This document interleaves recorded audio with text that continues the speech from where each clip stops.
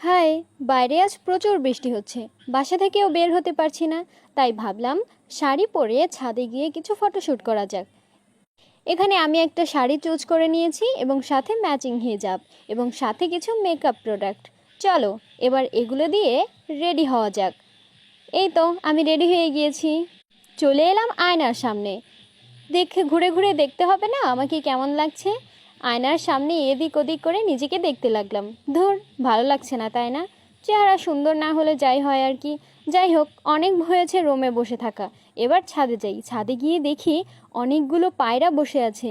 আমারও দুষ্টু মনে ইচ্ছা হলো ওগুলোকে তাড়িয়ে দিতে। তাই দিলাম জোরে একটা ছোট। সবগুলো পায়রা দেখো কি সুন্দর করে উড়ে গিয়েছে। দেখতে অনেক সুন্দর লাগছে, তাই না?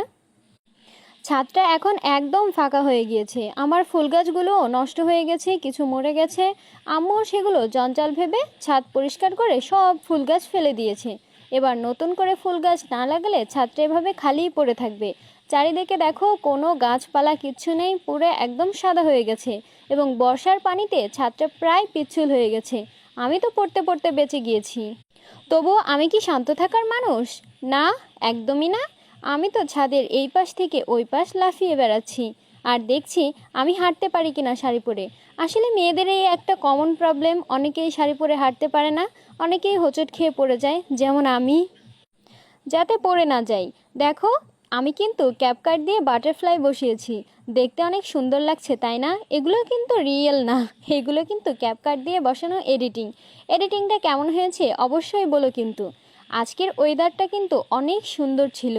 যেমন আকাশে মেঘ করেছিল, তেমন সাথে রৌদ্রোজ্জ্বল একটা ভাব আছে।